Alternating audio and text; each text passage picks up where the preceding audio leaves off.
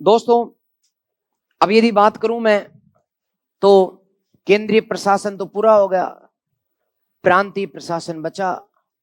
अब उसमें कुछ जानकारी मिलती नहीं है, मैं कहां से बता दूं, क्योंकि वास्तव में मौर्य काल में प्रांतों में कोई बहुत बड़ा प्रशासन नहीं था, तो इसकी सूचनाएं बहुत ही कम है अपने पास। तो चूंकि मौर्य काल भारत में अत्यधिक केंद्रीकृत था, मौर्य काल अत्यधिक केंद्रीकृत था, तो राजधानी से चलता था शासन प्रांतों का, अत्यधिक केंद्रीकृत प्रशासन था। फिर भी यदि मोटी मोटी दो चार बात करें भी तो इतना जरूर कर सकते हैं कि चंद्रगुप्त मौर्य के समय 4 प्रांत थे। कितने प्रांत? 4। नाम बोलो तो।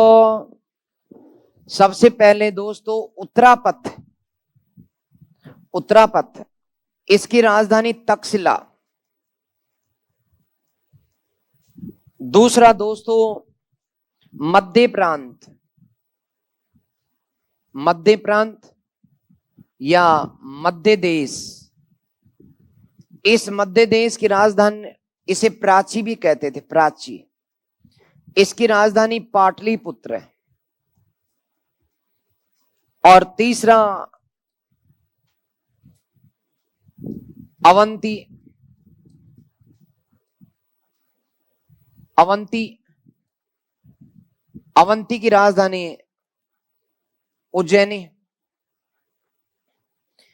और चौथा दोस्तों दक्षिणापथ, और इसकी राजधानी कहां बताओ? कॉटन प्रतिष्ठान, मैंने बताया तो था आपको एक दिन, प्रतिष्ठान कॉटन। तो ये 4 प्रांत चंद्रगुप्त मौर्य के समय थे, लेकिन 5वां प्रांत अशोक ने बनाया। उसने कलिंग को विजय किया, कलिंग, और उसे प्रांत बना लिया जिसकी राजधानी तोसली या सम्मपा, उसकी राजधानी तोसली या सम्मपा थी। इस प्रकार से 5 प्रांतों का नाम मिलता है। इन प्रांतों में जो राज्यपाल बनाए जाते थे, यानी प्रांतपति के रूप में राजकुमारों की नियुक्ति होती थी, राजकुमारों की नियुक्ति होती थी। मैंने आपको बताया था दोस्तों कि बिंदुसार की मृत्यु के समय अशोक उज्जैनी का और उसका भाई सुसीम तक्षशिला का प्रांतपति था। तो इस प्रकार से प्रांतपति होते थे, राजकुमारों को नियुक्त किया जाता था, और इन्हें राज्यपाल को कुमार कहा जाता था, कुमार। ठीक है। अब और कोई जानकारी किसी भी किताब में कहीं पर है ही नहीं तो नहीं है, जो नहीं है तो वो नहीं है, उतार दो, प्रांतीय प्रशासन खत्म।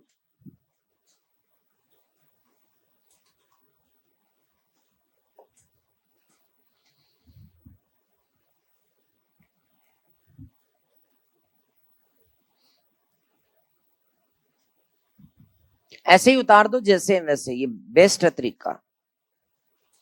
यहां पर लिख देना अशोक के समय प्रांत बना,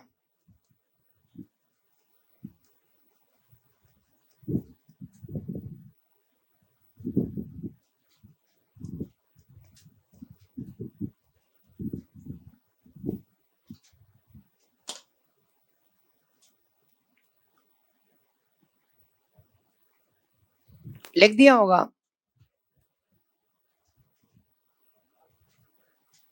ब्रेक अभी नहीं, 5 मिनट बाद, 5 मिनट में मौर्य प्रशासन खत्म हो जाए तो फिर अपन नया टॉपिक पढ़ेंगे, क्योंकि फिर प्रशासन में वही चलता रहेगा तो मजा नहीं आएगा। और 5 ही मिनट लगेंगे अब तो खत्म होने में, और सबसे टफ प्रशासन है, लेकिन तुम लोगों ने और मैंने दोनों ने अपन ने मेहनत करी और ये सबसे सरल हो गया। अक्सर क्वेश्चन आते हैं, तुम तय मान लो कि चाहे एसआई की या चाहे आरएस की एग्जाम कोई भी देना, क्वेश्चन मौर्य काल से जरूर एक तो मिलेगा। जैन धर्म बौद्ध धर्म में से अल्टरनेटिव है, मिल जाए तो ठीक है, अक्सर एक साल छोड़ के एक साल मिलता है। लेकिन ये तय मान लो कि 2 क्वेश्चनों का काम आपका हो चुका अब तक जो मैंने पढ़ाया। महाजनपद काल और मौर्य काल में, इसमें सॉरी महाजनपद काल धार्मिक आंदोलन में एक क्वेश्चन पक्का है और एक मौर्य काल में, तो 2 क्वेश्चन तो पक्के हो गए। 10 में से 2, हालांकि 10 में से 5% सीधे आधुनिक भारत से मिलेंगे। इसलिए मैं ऐसा करूंगा कि आपको मौर्य काल के बाद मौर्योत्तर काल और गुप्त काल पूरा करा करके फिर मध्य काल को छोड़ते हुए सीधा आधुनिक भारत कर लेंगे, और आधुनिक भारत पूरा होने के बाद मध्यकाल पढ़ा दूंगा, जिससे कि जो परीक्षा लगने वाली है ना आरएस की, उसमें मैं तुम्हें एक दावा करके दिखा सकूं कि देखो ये मैंने पढ़ाया था और ये क्वेश्चंस आए हैं। अभी ये तो महीना भर तो और बचा उसमें, तो महीने भर में मेरा आधुनिक भारत पूरा हो जाएगा। आप लोग परीक्षा देंगे तो उस पेपर आएगा, उसमें मैं मेरे प्रश्न दिखाऊंगा कि ये देखो मैंने पढ़ाया था, ये क्वेश्चंस आए हैं। क्यों, मजा तो तभी आता है जब वास्तविक कोई करके दिखाए, बाकी तो कोई फालतू की बात है। तो मैं ऐसा ही करूंगा, मध्यकाल बाद में पढ़ा दूंगा तुम्हें, जिससे कि ऐसा ही में तुम गंभीर और धीर हो जाओ। और कोई बात नहीं, बात एक और है, तुम में से कुछ विद्यार्थी सिंसियर हैं, कुछ नहीं है, नहीं है वो उठ उठ के चले जाते हैं, कभी क्लास से कभी जयपुर से। 300 स्टूडेंट एडमिशन लेते हैं, बैच पूरा होते होते 150 ही बचते हैं, क्योंकि गंभीर वही है। 150 बापड़े इधर उधर उलझे फुलझे रहते हैं, उनके कई जमाने भर की टेंशन रहती है, वो खुद की चिंता नहीं कर पाते, दूसरों की चिंता में मरे जाते हैं। तो उनकी बात छोड़ दो, वो कंपटीशन में है ही नहीं, वो बात करने वाले लोग हैं। लेकिन तुम 150 को मैं कह रहा हूं जो बचे हुए हैं, कि आप लोग कभी थमना मत, रुकना मत।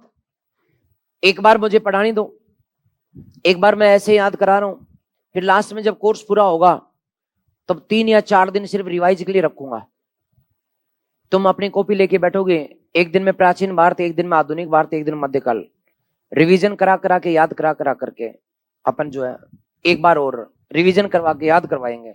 कोशिश करेंगे कि सिलेक्शन में मैं देखे कैसे सहायक सिद्ध होता हूं, मेरी तरफ से एक कोशिश है। बाकी तो वक्त बताएगा कि क्या होता है। सोचा तो बहुत जाता है, सपने भी बहुत बुनते हैं, लेकिन पूरे किसके होते हैं? जो मेहनत करता है उनके होते हैं। ओके दोस्तों, प्रांतीय प्रशासन में कुछ दम ही नहीं है, बेदम है। क्योंकि 2 कारण है, एक जानकारी नहीं मिलती, दूसरा कारण है मौर्य काल का अत्यधिक केंद्रीकृत होना। यानी केंद्र में बैठा हुआ राजा, वो जो आदेश देता पूरा साम्राज्य में माना जाता है, इसलिए उसकी तरफ से कलेक्टर फलेक्टर भेज दिए गए और वो काम करते हैं, कुछ भी नहीं है। यदि प्रांतों को देखें तो आप इनको यूं समझ सकते हो कि जो प्रांत हैं उनमें एक अफगानिस्तान और पाकिस्तान का जो इलाका है, वहां पर दोस्तों उत्तरापथ है, ठीक है।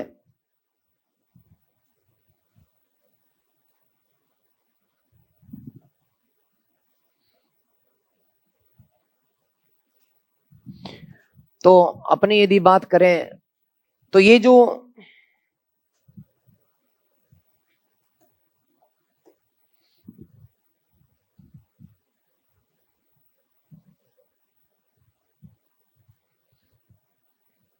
अफगानिस्तान का इलाका है, तो यहां तक का ये जो प्रदेश है जिसको थार के मरुस्थल ने अलग किया, ये उत्तरापथ है, उत्तरापथ। और इसकी राजधानी यहां तक्षशिला, तक्षशिला। दूसरा प्रांत मध्य, ये वाला मध्य प्रांत या प्राची, और इसकी राजधानी पाटलिपुत्र। तो ये मध्य प्रांत या मध्य भारत या मध्य प्रांत या प्राची भी कहते हैं। और इसकी राजधानी कौन सी है?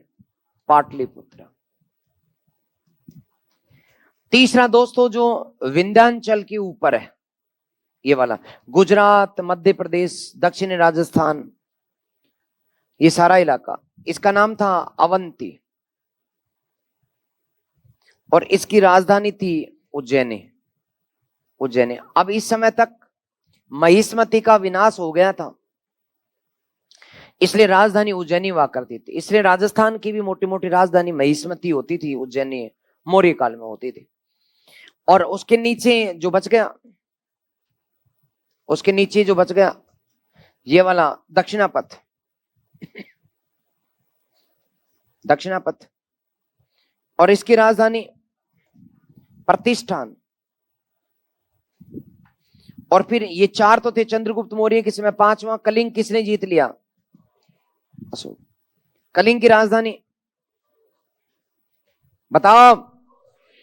तोसले या समपा। ठीक है, तो इस प्रकार से राजधानियां थी। ठीक है, अब बात करते हैं केंद्रीय प्रशासन हो गया, प्रांतीय हो गया, अब क्षेत्रीय और बचा, जिसे हम कहते हैं स्थानीय प्रशासन। स्थानीय प्रशासन के बारे में विशेष जानकारी प्राप्त नहीं होती, नहीं होती, बिल्कुल नहीं होती। फिर भी कुछ जानकारी मिलती है कि 800 गांव का जो समूह होता था उसे, उस पर एक अधिकारी होता था जिसका नाम था, बताओ, स्थानीय या प्रादेशिक। स्थानीय।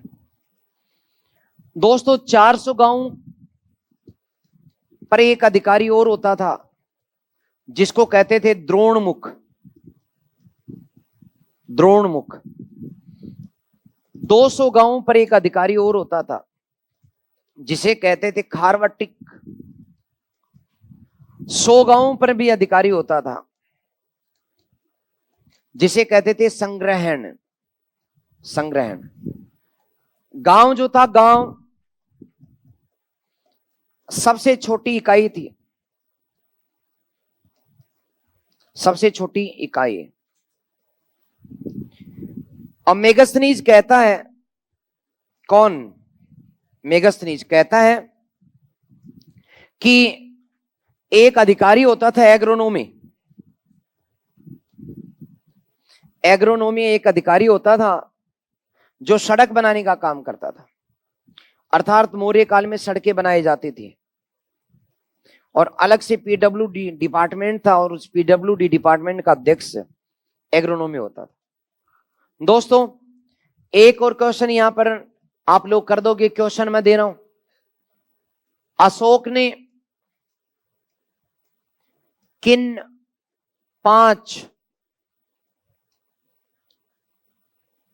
नवीन अधिकारियों की नियुक्ति की?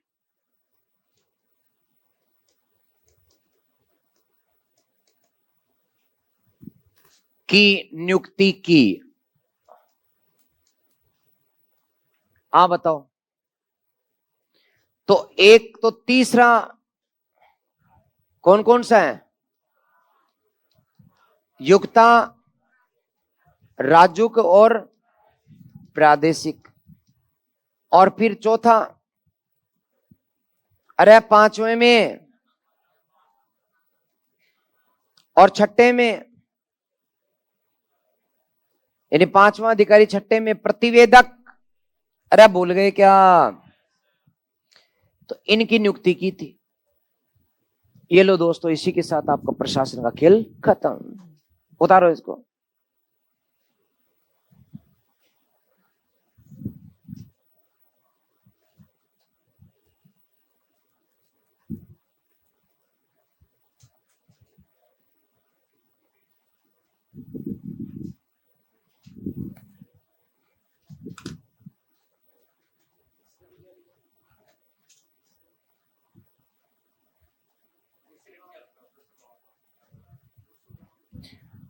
खारवटिक।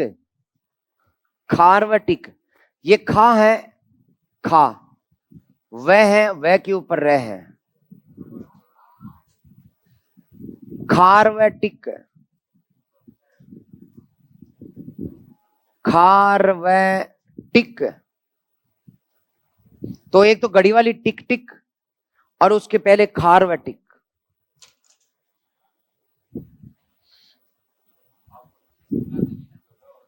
अच्छा ओके,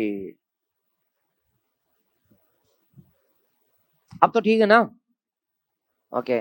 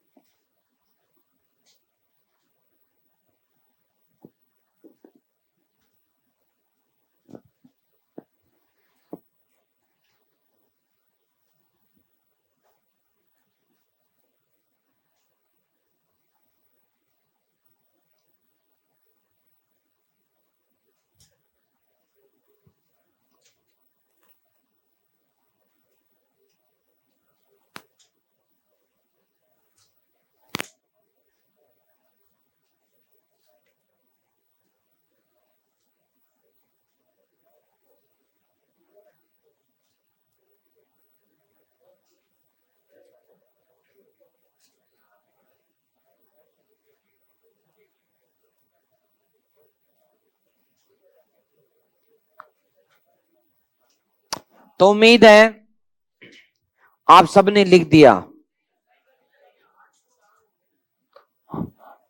800, हाँ 1800 नहीं, 800 है बच्चों।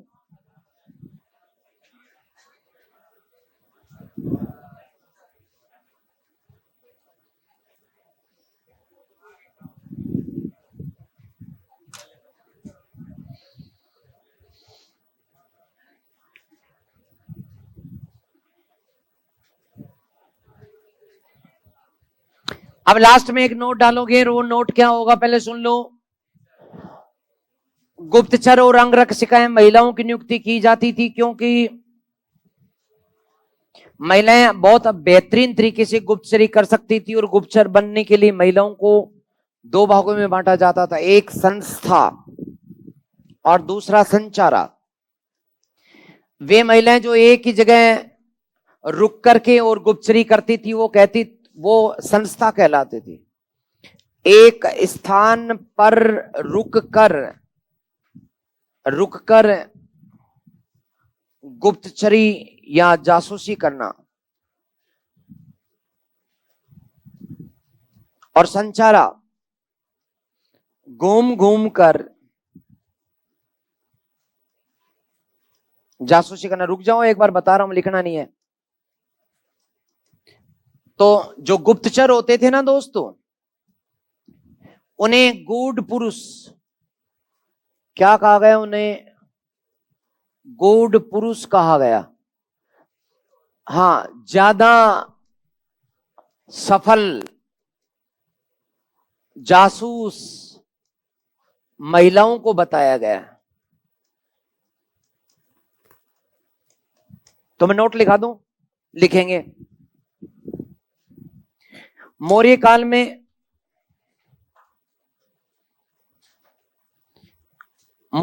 में गुप्तचर या जासूसों को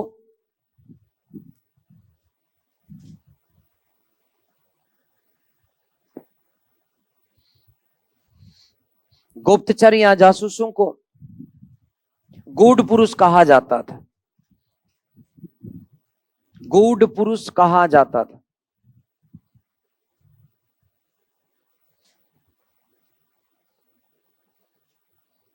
अर्थशास्त्र में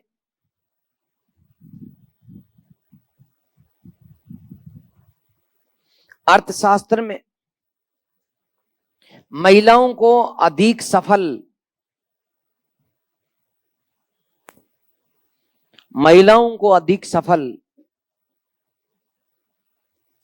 जासूस माना गया।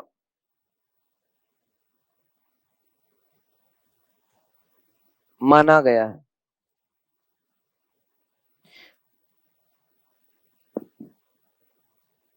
गूढ़ पुरुष दो प्रकार के होते थे। गूढ़ पुरुष दो प्रकार के होते थे। गूढ़ पुरुष दो प्रकार के होते थे। अब ये प्रकार बना दो, फटाक से लिख दो।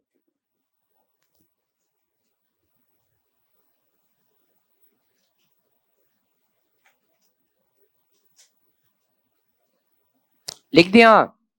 एक अरे लिख दिया कि तो एक नोट और डाल दो। मेगस्थनीज के अनुसार मौर्य शासकों मेगस्थनीज के अनुसार मौर्य शासकों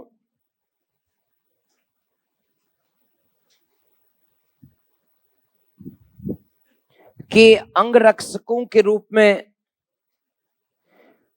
मेगस्थनीज के अनुसार मौर्य शासकों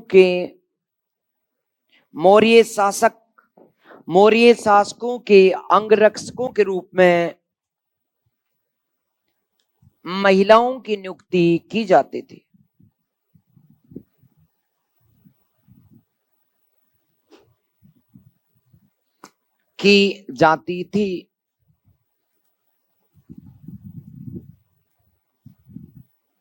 मैं अपना मौर्य प्रशासन पूरा समाप्त हो गए हैं। काफी अच्छे क्वेश्चंस निकलने की उम्मीद, और बहुत अच्छी बात कि आपने इनको अच्छे से याद भी कर लिया। अभी 5 मिनट का ब्रेक लेना है कि चलो, तो 5 मिनट को ब्रेक लिया और फिर तुरंत दोबारा मिला। ओके दोस्तों, नमस्कार।